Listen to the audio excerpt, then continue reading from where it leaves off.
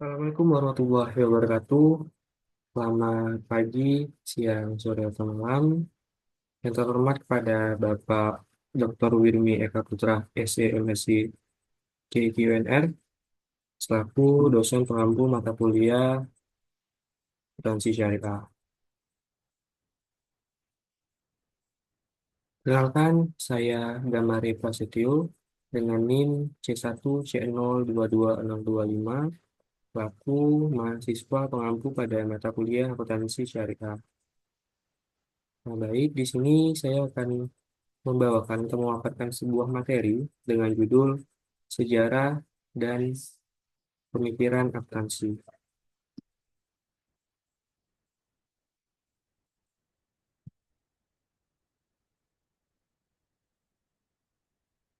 Yang pertama kita akan masuk kepada perkembangan awal akuntansi.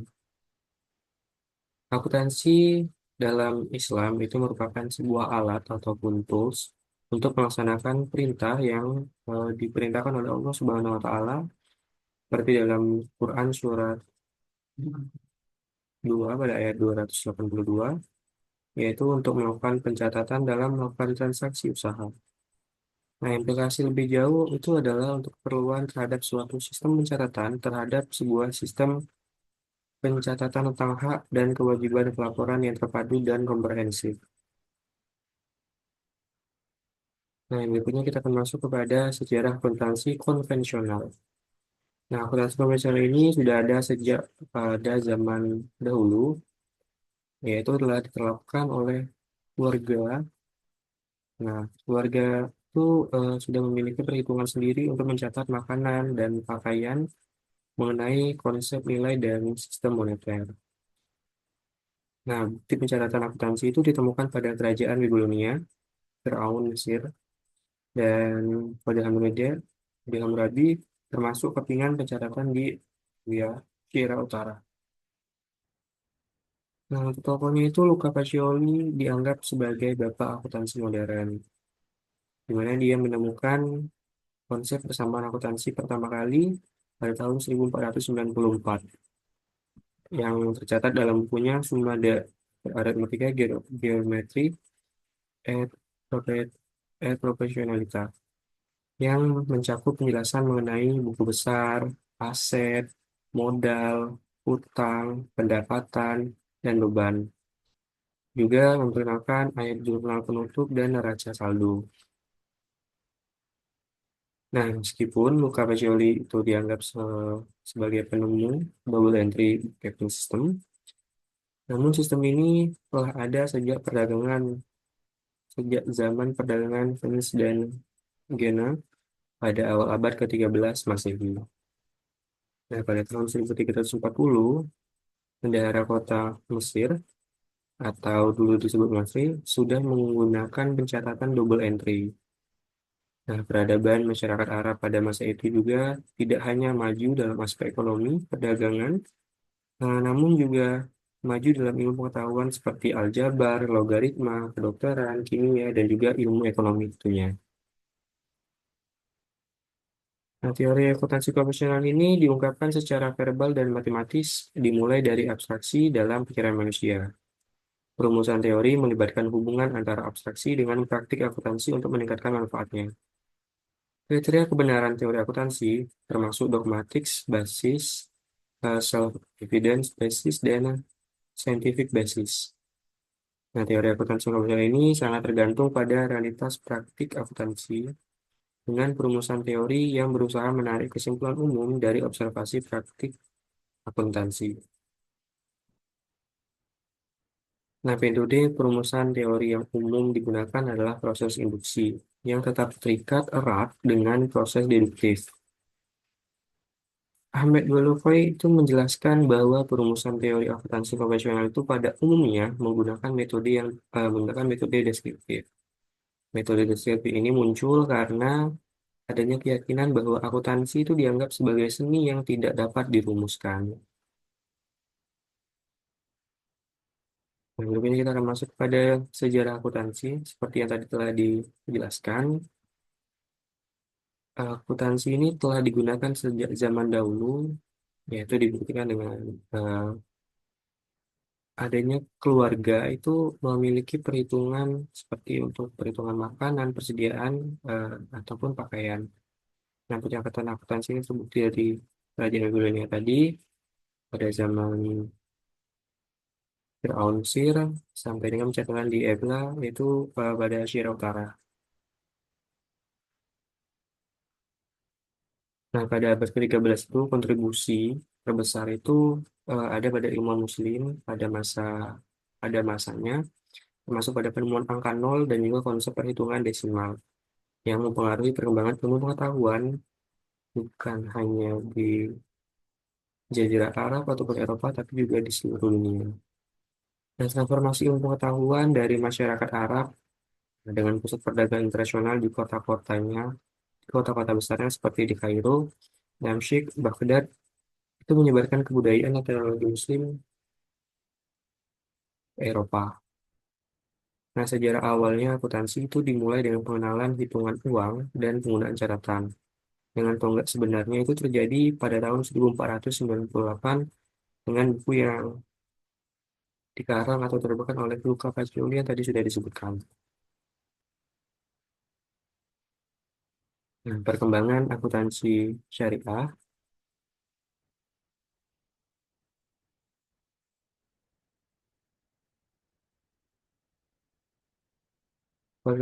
berikutnya adalah perkembangan akuntansi syariah. Nah, pendeklarasian negara Islam itu di Madinah pada tahun 622 Masehi didasari pada konsep persatuan umat Muslim tanpa membedakan segi apapun yang mendorong kerjasama dalam kegiatan kenegaraan.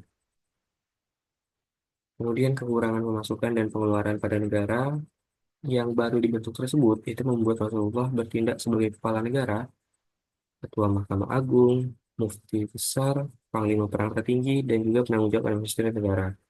Tradisi perjalanan kafilah perdagangan Arab itu membawa perkembangan perdagangan ke Eropa setelah penaklukan kota Mekah dan adanya kewajiban zakat serta ekspansi wilayah itu membawa pendirian Baitul Mal pada awal abad ke-7 Masehi, di mana konsepnya itu cukup maju dengan penerimaan dan pengeluaran yang dikumpulkan secara terpisah dan dikelola oleh pemimpin negara.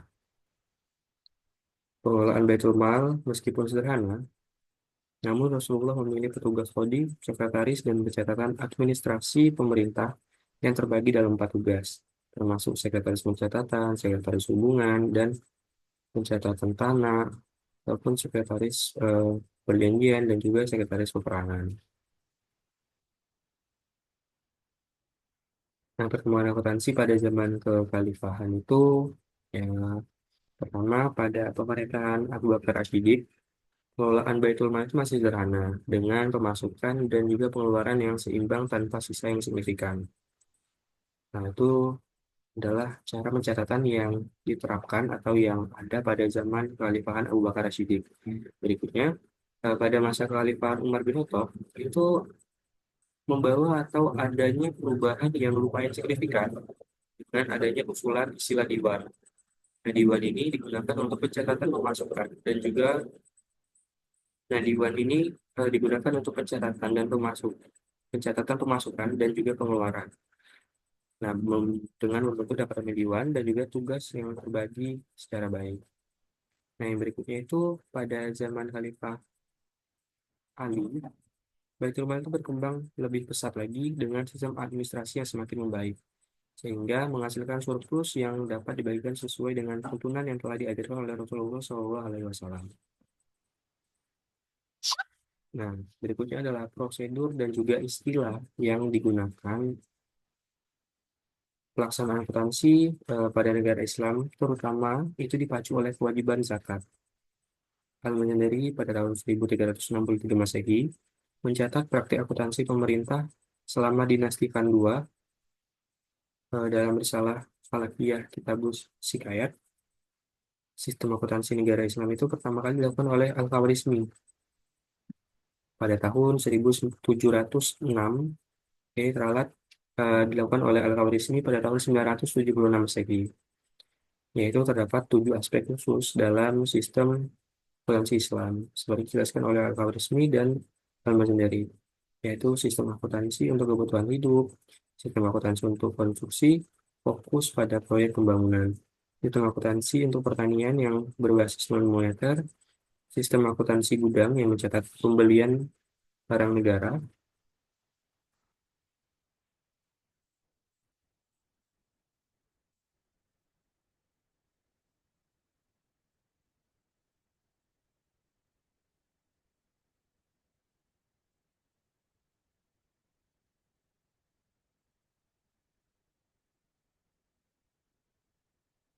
dan kemudian sistem akuntansi peternakan yang mencatat eh, daftar seluruh binatang atau hewan ternak.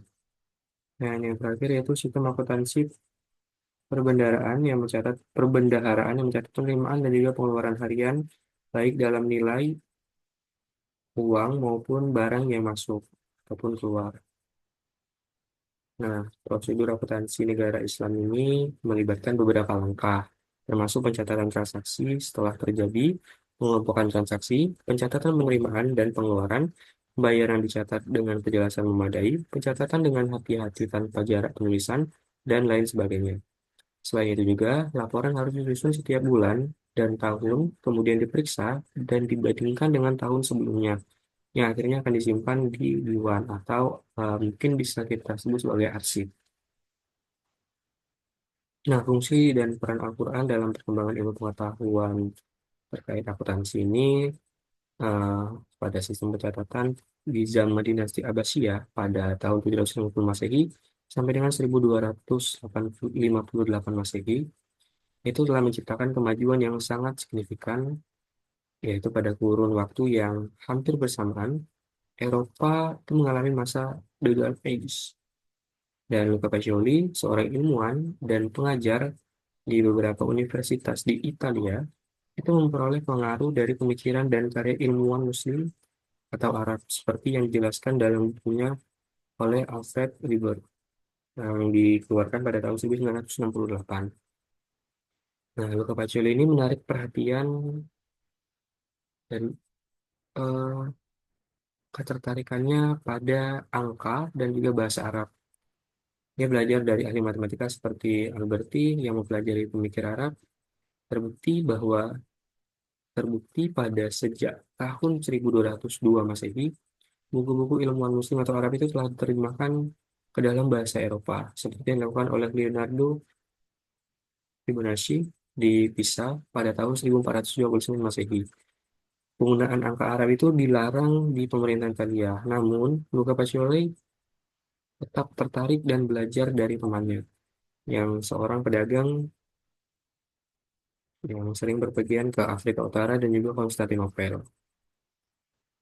Nah, Alfred Liber ini mendukung pandangan bahwa ide double entry system itu mungkin berasal dari pengaruh bangsa Arab, terutama pedagang Arab yang menyebarkan atau berdagang ke Italia.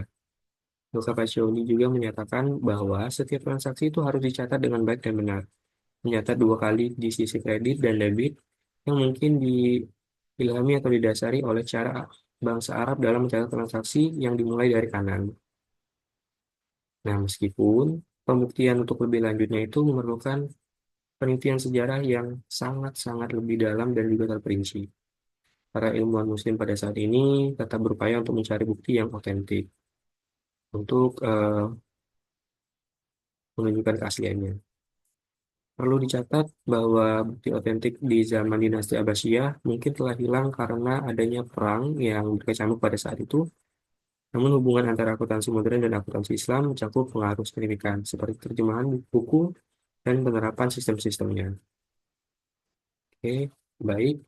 Mungkin demikian materi yang dapat saya bawakan atau saya sampaikan pada kegiatan pada kesempatan kali ini. Lebih dan kurangnya saya mohon maaf. Apabila ada saran dan masukan, itu sangat saya terima. Terima kasih. Wassalamualaikum warahmatullahi wabarakatuh.